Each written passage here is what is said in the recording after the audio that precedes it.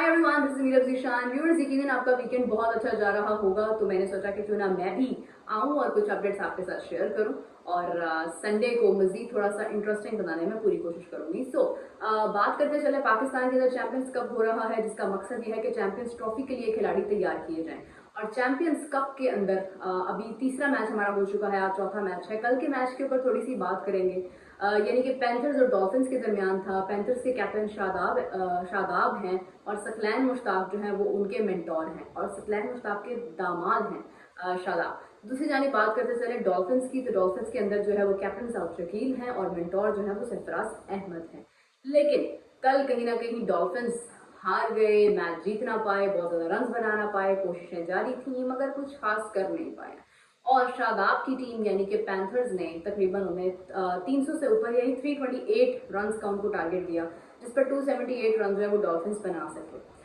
Match winning performances की बात करें तो उस्मान खान, जिनके 111 रन थे, जिन्हें T20 वर्ल्ड कप में भी बहुत ज्यादा मौके नहीं मिले, जिन्हें उससे पहले भी कोई बहुत खास मौके नहीं मिले हैं। साइम अयूब को उसके ऊपर बहुत ज्यादा मौके मिले। मैंने उस वक्त भी बात की, मैंने कहा कि मतलब साइम अयूब के साथ अगर आपकी एक्सपेक्टेशंस हैं, आप उनको इतने चांसेस दे रहे हैं, तो वाई नॉट उस्मान खान। और फिर पहले उसको शामिल ही ना करते। अगर आपको लगता था कि नहीं, उस्मान खान के अंदर अभी वो कैलिबर नहीं है, उस्मान खान को जरूरत है अभी इंप्रूवमेंट की, तो फिर आप साइम अयूब को भी वक्त देते हैं, मतलब इक्वली डील करना चाहिए। उस्मान खान ने T20 वर्ल्ड कप में यूएसए के अंदर जब हमारे प्लेयर्स वहां पर थे, वो अकेले वहां पर घूम रहे थे, अकेले, यानी कि अगर रात में कहीं जा रहे हैं तो वो अकेले जा रहे हैं। वो किसी भी बाबर आजम है, साइम अयूब हैं, अगर ये लोग इकट्ठे हैं, साथ हैं, शादाब साथ थे आई गेस, तो उसके साथ उस्मान नहीं थे उनके साथ, मतलब उन्होंने कोई बहुत ज्यादा बातचीत उनसे की नहीं है, which is not really good. मतलब आप पहली बार सब इकट्ठे यूएसए जा रहे हो यार, आप वहां जाकर कम से कम इकट्ठे बैठो, आपस में टाइम स्पेंड करो, एक दूसरे के साथ अंडरस्टैंडिंग करो। कैप्टेंसी तो इसी को बोलते हैं। अच्छा, खैर स्कोर की तरफ जाऊंगी तो साइम अयूब, जिसको बहुत ज्यादा चांसेस मिले, उन्होंने 6 रन बनाए, और इससे पहले टेस्ट के अंदर भी आपने उनकी परफॉर्मेंस देखी, बांग्लादेश के खिलाफ कोई बहुत ज्यादा रन उनके नहीं थे। उसके बाद बहुत सारे प्लेयर्स हैं, कुछ नए नाम भी हैं, जिनके अंदर सबसे ज्यादा रन उस्मान खान के थे, शादाब के 65 रन थे। और इसी के साथ साथ अगर हम बात करते हैं तो जो बॉलिंग के अंदर जो विकेट सबसे ज्यादा ली है वो हसनैन ने ली है, 5 विकेट्स ली हैं। ओके, उस्मान कादिर ने भी आई गेस के 3 विकेट्स ली हैं, वो भी अब्दुल कादिर ग्रेट के बेटे हैं, और उन्होंने अभी रिसेंटली कुछ अपनी इंजरीज के हवाले से भी बात की, लेकिन 3 विकेट्स जो है उन्होंने भी ली हैं। अच्छी परफॉर्मेंस थी, दोनों साइड से प्लेयर्स परफॉर्म कर रहे हैं, खेल रहे हैं। लेकिन मुझे जो एक चीज इख्तलाफ है मेरा जिस चीज के साथ, वो ये है कि आप चैंपियंस कप करवा रहे हो, एक ही जगह पर करवा रहे हो, फैसलाबाद है, वहां पर अब रन्स भी हो रहे हैं, विकेट्स भी निकल रही हैं, पेसर्स को भी सपोर्ट मिल रही है, बैटिंग को भी सपोर्ट मिल रही है। लेकिन अगर कोई ऐसी पिच होती है जहां पर मुश्किल कंडीशंस होती हैं, तो वहां पर आपके ये बैट्समैन और ये बॉलर्स क्या करेंगे, वो कैसे एक्सपीरियंस करेंगे उस मुश्किल पिच को। आसान जगह पर खेलना तो कोई मसला नहीं है, मतलब आप मुश्किल पिचेस के ऊपर अगर आपके खिलाड़ी खेलते हैं, अगर डिफरेंट डिफरेंट जगहों पर खेलते हैं, डिफरेंट स्टेडियम्स पर खेलते हैं, डिफरेंट पिचेस एक्सपीरियंस करते हैं, तो हालात कुछ और होते हैं। खैर, बात करते चलें, और काफ़ी सारी डिटेल्स हैं, जैसे कि मैं बात कर रही थी साइम अयूब के बारे में, कि साइम अयूब को बहुत ज़्यादा सपोर्ट किया गया, और जिन्होंने सपोर्ट किया उनका भी कैरियर अब दाव पर लगा हुआ है। तो बात करते चले कुछ और अपडेट्स के हवाले से। सबसे पहले तो इमाद वसीम, जिन्होंने कहा कि बाबर आजम का कैप्टन बनना ना सिर्फ मेरे लिए बल्कि सबके लिए सरप्राइजिंग था। और आपको पता है कि इमाद वसीम ने रिसेंटली T20 वर्ल्ड कप में बाबर के अंडर परफॉर्म भी किया है, उसके बावजूद ही बिलीव्स के उनका कैप्टन होना जो है वो इनफ नहीं था। अच्छा, बाबर की परफॉर्मेंस से किसी को मसला नहीं है, बाबर के कैप्टन होने से मसला है।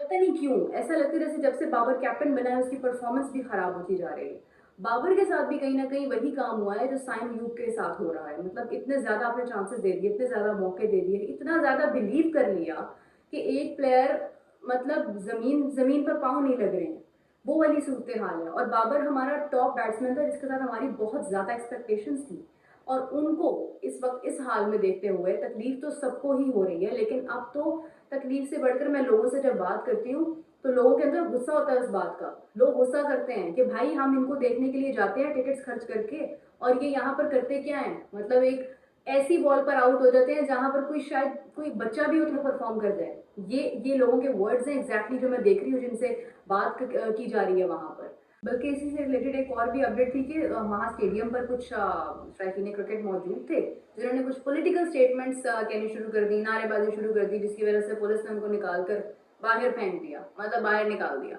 और उसके बाद उनका कहना था कि भाई हमारे साथ ये सलूक किया है, हमारी टिकट्स खर्च हुई हैं, हमें बाहर क्यों निकाला है। ऐसे इसमें दो पहलू हैं। एक तो ये कि जब आप क्रिकेट देखने जा रहे हो तो क्रिकेट देखो ना भाई, वहां पर रिलीजन या वहां पर ये पॉलिटिकल स्टेटमेंट्स या इस तरह की चीजें कहने की क्या जरूरत है। क्रिकेट देखने जा रहे हो, क्रिकेट पर बात करो, अपने प्लेयर्स का नाम लो। चलो अगर आपको कोई पुराना प्लेयर पसंद था, उस प्लेयर का नाम ले लो यार। अगर आप उसको मिस कर रहे हो, शोएब अख्तर का नाम ले लो, वसीम अकरम का नाम ले लो, और बहुत सारे प्लेयर्स हैं, जावेद मियादाद हैं। मतलब अजीब, वहां जाकर आप पॉलिटिक्स पर बात कर रहे हो, वहां जाकर कभी रिलीजन पर बात कर रहे हो, ये तो चीजें कहनी ही नहीं चाहिए। मतलब ये तो बहुत सेंसिटिव मामला होते हैं। पॉलिटिक्स के साथ भी लोगों के इमोशंस जुड़े होते हैं, रिलीजन के साथ भी इमोशंस जुड़े होते हैं। हर जगह पर इसको इस तरह से नहीं दिखाना चाहिए, ये दिखावा होता है, इससे कोई मोहब्बत नहीं जुड़ी होती है। दूसरी जानिब यह है कि पुलिस को भी वार्निंग दे देनी चाहिए थी, बाहर नहीं निकालना चाहिए था। दोनों जगहों से जो है वो खैर मामला बेहतर करने की जरूरत है। So coming back to the point कि इमाद वसीम ने कहा कि बाबर आजम की कैप्टेंसी जो है वो हम सब के लिए एक सरप्राइजिंग एक स्टेटमेंट थी कि बाबर आजम जो है स्टिल अ कैप्टन, जो कि उनको शायद उम्मीद होगी कि बाबर आजम को मजीद कैप्टन नहीं होना चाहिए था। मोहम्मद रिजवान का नाम लिया जा रहा था, फखर जमान का भी नाम लिया जा रहा था, लेकिन मुझे ऐसा लगता है कि ये जो कैप्टेंसी है ये आपकी परफॉर्मेंसेस से आप कैप्टन नहीं बनते हैं कभी भी। आप कैप्टन बनते हैं अपने थॉट प्रोसेस की वजह से, अपनी गेम अवेयरनेस की वजह से। एक शख्स कितना गेम को समझता है, कितना डिसीजन लेने के अंदर पायदार है, रिलायबल है, ये चीज उसकी स्ट्रेंथ है टू बिकम अ कैप्टन। इसी के साथ एक और बहुत इंपॉर्टेंट चीज है कि वकार यूनुस ने कहा कि बाबर आजम को सीखने की जरूरत है विराट कोहली से। यार मतलब अब देखो स्टेटमेंट्स कैसे चेंज होती हैं। When you don't perform you get such statements कि जिनको आप सोचते हैं ना कि मेरा कंपैरिजन इसके साथ है, I am the future Virat Kohli, I am the GOAT. मतलब कोई अगर ये सोच रहा है तो देखो जब आप परफॉर्म नहीं करते हो तो लोग आपके बारे में क्या बात करते हैं। लोग कहते हैं भाई उसके साथ कंपैरिजन ना करो, उससे सीखो। और सीखना चाहिए ऑनेस्टली स्पीकिंग। जो एग्जैक्टली जो यूनिस खान साहब ने बात की है, उन्होंने कहा है कि विराट कोहली ने जब कैप्टेंसी छोड़ी, मतलब वो भी कैप्टन थे, लेकिन उन्होंने जब कैप्टेंसी छोड़ी तो आज वो वर्ल्ड रिकॉर्ड बना रहे हैं। और अपनी कैप्टेंसी, विराट कोहली की कैप्टेंसी प्रॉब्लम नहीं थी कभी भी। मुझे लगता है ये थोड़ा सा ना मिसअंडरस्टूड करते हैं इस बात को समटाइम्स हम लोग। विराट कोहली की कैप्टेंसी प्रॉब्लम नहीं थी। विराट कोहली का बीइंग अ कैप्टन सेंचुरी करना एक प्रॉब्लम था, क्योंकि विराट कोहली टॉप स्कोरर था, विराट कोहली को गोट कहा जाता था, ग्रेटेस्ट ऑफ ऑल, ठीक है, और वो उसकी सेंचुरी नहीं हो पा रही है, ये एक प्रॉब्लम था। ये प्रॉब्लम नहीं था कि विराट कोहली की कैप्टेंसी में जनाब टीम का वो हाल हो गया है जो हमारा इस वक्त हाल है कि टीम बांग्लादेश से भी हार रही है, टीम अफगानिस्तान से भी हार रही है, टीम उधर जिम्बाब्वे से भी हार रही है। ये सूरत हाल नहीं थी, आयरलैंड से हार रही है, ये कंडीशन नहीं थी। भारत उस वक्त भी अपनी पोजीशन पर कायम था। लेकिन आज भारत अगर वर्ल्ड चैंपियन बन गया है, T20 वर्ल्ड कप विनर बन गया है, तो उसकी रीजन विराट कोहली का और रोहित शर्मा का एक कॉम्बो है, जिन्होंने अंडरस्टैंड किया है कि हमने अपने कंट्री के लिए खेलना है, अपने मुल्क के लिए खेलना है। इस मुल्क का जो नाम हमारी शर्ट के आगे लिखा है, ये हमें बनाता है प्लेयर। जो कि एग्जैक्टली गैरी क्रिस्टन ने समझाया था, शाहीन ने जिसके बारे में बात की थी, उन्होंने मुझे कहा है कि जो नाम तुम्हारी शर्ट के आगे है उस पर बिलीव करना है। अब ये सबको बिलीव करना था ना, सिर्फ एक प्लेयर को तो नहीं बिलीव करना था कि शर्ट के ऊपर जो नाम लिखा है वो इंपॉर्टेंट है। मतलब जिस जगह पर बैठकर, जिस जगह की वजह से आप एक बड़ा नाम बन रहे हो, उस जगह को रिस्पेक्ट करो, उसके लिए सब कुछ एक तरफ कर दो। फिर आप बात करो, आप बैठ के आपस में डिस्कस करो कि हमारे क्या प्रॉब्लम्स हैं। देखो प्रॉब्लम जो है वो अक्सर हम इस बारे में बहुत बात कर चुके हैं कि वकार यूनुस और वसीम अकरम के दरमियान भी थे, लेकिन वो प्रोग्रेसिव अप्रोच थी। उनके पर्सनल प्रॉब्लम्स थे और वो कहते थे कि हाँ भाई उसने इतने आउट करने हैं तो मैंने इतने करने हैं, उसने 5 करने हैं तो मैं 6 करूंगा। लेकिन यहाँ पर क्या हो रहा है कि वो 3 कर रहा है ना, मैं आउट ही नहीं करूंगा। उसने कहा वो 3, मैं आउट ही नहीं करूंगा, मैं उसकी उसकी वजह से मैं टीम को मैच हरा दूंगा। मतलब ऐसा कहते नहीं है, मैं एक एग्जाम्पल दे रही हूँ कि ये एक आपकी जो है वो नेगेटिव अप्रोच की वजह से आपका नुकसान हो रहा है, आप दुनिया भर में आपका मजाक उड़ रहा है। और जिनके साथ हम अपना कंपैरिजन करते थे, लोग अब ये कह रहे हैं कि उसके साथ कंपैरिजन ना करें, उनसे सीखें। अच्छा ये कंपैरिजन से एक और चीज़ मुझे याद आई, मैंने इसको मेंशन भी किया हुआ था अपने पास, थोड़ा सा मैंने रिसर्च की होती है आपसे बात करने से पहले।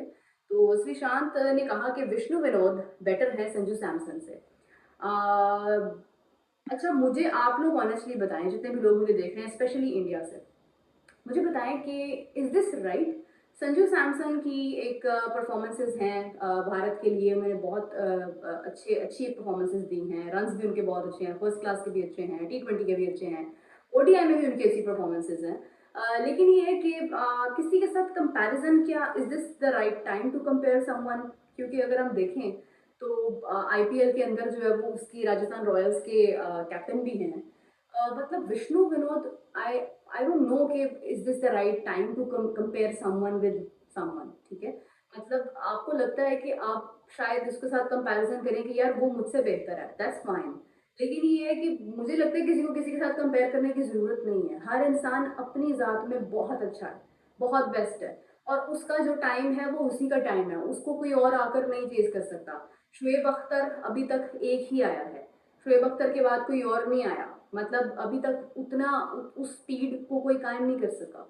लेकिन तो अब क्या मतलब आप सोचो कि यार ये आने वाले वक्त का शोएब अख्तर है, आप क्यों किसी नए बच्चे के माइंड में ये चीज़ पैदा करें कि वो आने वाले वक्त में वो बन जाएगा? मतलब मेरे ख्याल से बनता नहीं है। अब जैसे विराट कोहली है ना, वो अभी खेल रहा है, खेलते खेलते वो सचिन तेंदुलकर का रैकेट बनाता जा रहा है। तो दैट इज समथिंग एल्स। आप कह रहे हैं कि यार विराट को, ये नहीं कह रहा कि विराट कोहली फ्यूचर का सचिन तेंदुलकर है। विराट कोहली है। रोहित शर्मा है। रोहित शर्मा एम एस धोनी नहीं है। तो मतलब you know this is something कि आप किसी को किसी के साथ क्या कंपेयर करोगे? अब मैं कहूँ कि यार ऋषभ पंत जो है वो आने वाले वक्त का महेंद्र सिंह धोनी है, नहीं नहीं हो सकता। क्योंकि ऋषभ पंत अपनी जगह पर है, एम एस धोनी अपनी जगह पर लेजेंड थे। तो दीज थिंग्स मैटर्स कि आप किसी को किसी के साथ जब कंपैरिजन करते हैं ना, तो उसका आपको नुकसान पहुंचता है कि आप अपनी ज़ात से बाहर होकर आप दूसरे की तरफ बढ़ने लग जाते हैं। और ये लाइफ के लिए भी आई थिंक कि ये एक अप्रोच बहुत अच्छी है कि जब आप ये सोचते हैं कि मैंने इस बंदे से आगे बढ़ना है, वो चीज़ गलत है, वो आपको नुकसान पहुंचाती है। लेकिन जब आप सोचते हैं ना कि मैंने खुद से अपने आप को बेहतर करना है, मैं कल मैं जो था मैंने आज उससे बेहतर होना है, तो आप अपनी ज़ात में आगे बढ़ते रहते हैं। You are blessed, you are as a human blessed. आपके पास बहुत सारी सलाहियत होती हैं, तो किसी के साथ कंपैरिजन करने की ज़रूरत नहीं है। मुझे लगता है कि ये किसी दूसरे प्लेयर को डिसरिस्पेक्ट करने वाली बात होती है कि आप किसी भी नए प्लेयर को कह रहे हैं कि वो उसकी उसकी जगह होता तो वो ये करता, वो ज़्यादा बेहतर है। एक एक इक्वल अगर जगह पर लोग होते हैं, फॉर एग्जांपल अगर रिंकू है, ऋषभ पंत है, संजू सैमसन है, हम लोग अगर यहाँ पर बात करें यार नहीं फलां का नंबर ना यहाँ पर फिट होता था, विराट कोहली अगर नंबर 3 पर खेलता, ज़्यादा अच्छा खेलता, दैट इज समथिंग एल्स। लेकिन अगर हम ये बात करें कि कोई और प्लेयर है जिसने अभी खेलना शुरू किया और हम कहें कि भाई तुम अगर विराट कोहली की जगह होते ना तुम बहुत अच्छा खेलते, तो उससे ना एक एक डिस्करेजमेंट फील होती है और एक ओवर एक समझ लें आपके सुपीरियोरिटी कॉम्प्लेक्स भी पैदा हो सकता है, जो कि अभी रिसेंटली साइम अयूब के साथ हुआ, बाबर आजम के साथ हुआ। तो खैर आई डोंट थिंक सो कि कंपैरिजन बनता है, लेकिन मुझे प्लीज आप लोग अपना ओपिनियन जरूर बताएं। हर शख्स का एक अपना अपना ओपिनियन है और उसको ओपिनियन देने की आज़ादी है। तो मुझे बताइएगा कि व्हाट डू यू थिंक, कि डू यू थिंक कि Vishnu Vinod is better than Sanju Samson? और इसी के साथ आई थिंक कि अभी काफ़ी वक्त मैं आपका ले चुकी हूँ, तो बातचीत का सिलसिला ख़त्म करते हैं। लेकिन मैं आपको ज्वाइन करूँगी दोबारा रात में, तब